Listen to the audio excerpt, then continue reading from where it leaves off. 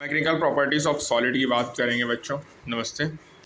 देखो, ये हमारा इलास्टिसिटी वाला टॉपिक है। इसमें ये फ्लूइड मैकेनिक्स का दो पार्ट है। एक है इलास्टिसिटी, दूसरे में अपन है मैकेनिकल प्रॉपर्टीज़ ऑफ फ्लूइड, जिसमें अपन fluid static, fluid dynamics, viscosity and हमारा सरफेस टेंशन, चार टॉपिक कवर करेंगे। और जो मैकेनिकल प्रॉपर्टीज़ ऑफ सॉलिड है बच्चों, इसमें केवल इलास्टिसिटी कंप्लीट करेंगे। ठीक है, अब आते हैं अपन हमारे कॉन्सेप्ट पे। देखो, चैप्टर 7 में अपन ने स्टडी किया था रोटेशन ऑफ बॉडी का, और अपन ने रियलाइज़ किया कि जो मोशन ऑफ बॉडी होता है डिपेंड करता है कि मास कैसे डिस्ट्रीब्यूटेड है विद इन द बॉडी। ठीक है, एक रिजिड बॉडी है बच्चों, उसका मतलब है हार्ड सॉलिड ऑब्जेक्ट है, डिफिनिट शेप एंड साइज है, लेकिन रियलिटी में जो बॉडी है वो स्ट्रेच होगा, कंप्रेस्ड होगा, ठीक है, बेंड भी करेगा।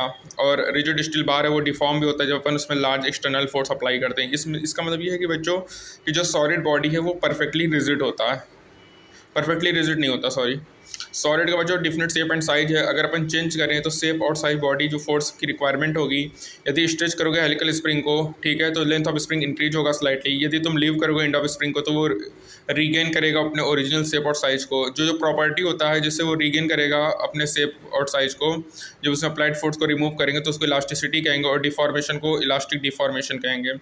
अगर तुम अप्लाई करोगे लंप, पुडी और मड में, तो वहाँ पे कोई भी ग्रॉस टेंडेंसी नहीं होती कि उसके प्रीवियस शेप को रीगेन किया जाए, और ये परमानेंटली डिफॉर्म हो जाएगा। और ऐसे सब्सटेंस को प्लास्टिक कहेंगे, और इस प्रॉपर्टी को प्लास्टिसिटी कहेंगे। पुडी और मड क्या है? क्लोज टू आइडियल प्लास्टिक है, जो इलास्टिक बिहेवियर मटेरियल को इंपॉर्टेंट रोल प्ले करता है इंजीनियरिंग डिज़ाइन में। जैसे एग्जांपल की बात करें, जब अपन डिज़ाइन करेंगे बिल्डिंग को और अपन plastic properties of metal like steel के नॉलेज को समझेंगे तो एसेंशियल है। और जैसे ऑटोमोबाइल है, रोपवे है, एक्सेट्रा, तो तुम देखोगे कि जो एरोप्लेन होता है जो कि बहुत लाइट होता है लेकिन सफिशिएंटली स्ट्रॉन्ग होता है। जब हम डिज़ाइन करते हैं आर्टिफिशियल लिम्ब को, वो भी लाइटर होता है बट स्ट्रॉन्ग होता है। कि railway track particular shape like I क्यों होता है, क्यों ग्लास ब्रिटल होता है, क्यों ब्रास नहीं होता। और ऐसे अपन इस सब चीज़ों के क्वेश्चंस का अपन स्टडी करेंगे।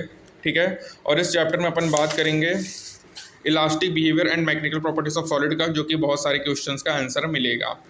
तो इलास्टिक बिहेवियर ऑफ सॉलिड्स में पहले बात करें तो जैसे अपन को पता है कि जो सॉलिड होता है उसमें ईच एटम या मॉलिक्यूल होता है वो सराउंडेड होता है नेबरिंग एटम से या मॉलिक्यूल से, और ये बॉन्डेड होगा इंटर मॉलिकुलर या इंटर मॉलिकुलर फोर्सेस से, और स्टे होता है इक्विलिब्रियम पोजीशन में। जब सॉलिड डिफॉर्म होता है, जो एटम और मॉलिक्यूल होता है बच्चों, वो डिस्प्लेस हो जाएगा इक्विलिब्रियम पोजीशन से, और वहाँ पे inter atomic inter molecular distance में चेंज करेगा। जब डिफॉर्मिंग फोर्स रिमूव होगा तो इंटर एटॉमिक फोर्सेस ड्राइव करेगा back to their original position, और बॉडी रीगेन करेगा ओरिजिनल शेप एंड साइज। जो रिस्टोरिंग मैकेनिज्म है उसको यूटिलाइज करेंगे मॉडल स्प्रिंग बॉल सिस्टम से, जो कि फिगर 9.1 में है। यहाँ पे बॉल रिप्रेजेंट कर रहा है एटम को और स्प्रिंग रिप्रेजेंट कर रहा है इंटरएटॉमिक फोर्सेस को। ठीक है, यदि तुम ट्राई करो डिस्प्लेस करो किसी भी बॉल को इक्विलिब्रियम पोजीशन से, तो स्प्रिंग सिस्टम ट्राई करेगा कि वो बॉल को ओरिजिनल पोजीशन में रिस्टोर करे। और इलास्टिक बिहेवियर जो सॉलिड है उसको एक्सप्लेन किया गया था माइक्रोस्कोपिक नेचर ऑफ सॉलिड से। रॉबर्ट हुक बच्चों इंग्लिश फिजिक्स थे 1856-1635 में, उन्होंने एक्सपेरिमेंट परफॉर्म किया था और उन्होंने इलोंगेशंस के बारे में बताया था जो कि प्रोपोर्शनल होगा फोर्स और लोड के।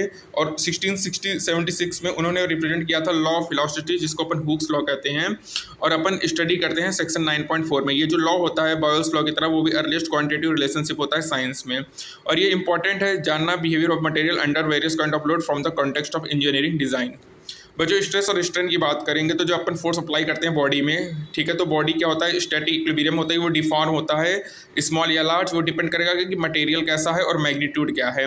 जो डिफॉर्मेशन है वो नोटिसेबल नहीं होगा मेनी मटेरियल्स में, लेकिन वहाँ पे होगा। जैसे एक बॉडी है उसको डिफॉर्मिंग फोर्स लग रहे हैं तो इसमें रिस्टोरिंग फोर्स डेवलप होगा बॉडी में, और ये जो रिस्टोरिंग फोर्स होगा वो इक्वल होगा मैग्नीट्यूड में, लेकिन अप्लाइड फोर्स के अपोजिट डायरेक्शन में होगा।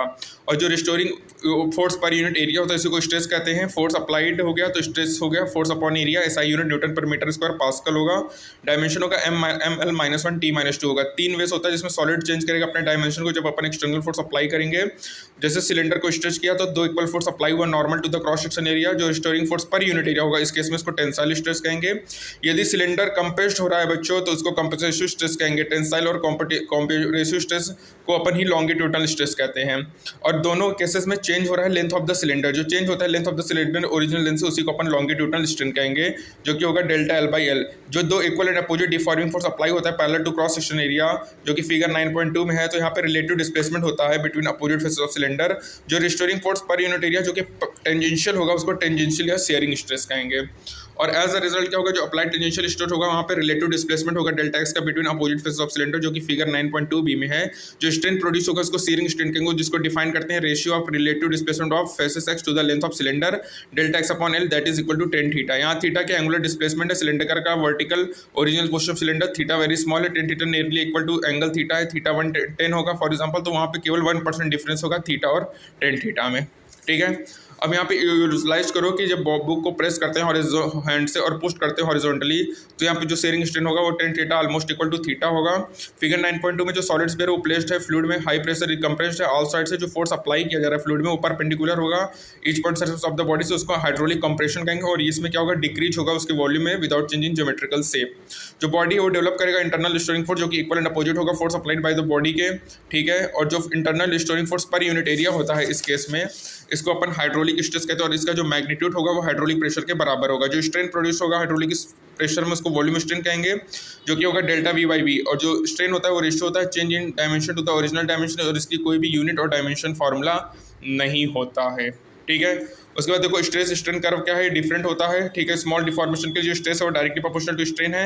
स्ट्रेस इज इक्वल टू के इनटू स्ट्रेन होगा, के प्रोपोर्शनलिटी कांस्टेंट होगा, जिसको मॉडुलस ऑफ इलास्टिसिटी कहेंगे। हुक्स लॉ इंपेरिकल लॉ जो कि पाया जाता है मोस्ट ऑफ मटेरियल में, और कुछ मटेरियल होते हैं जो कि एग्जिबिट नहीं करते हैं इस लीनियर रिलेशनशिप को। Thank you.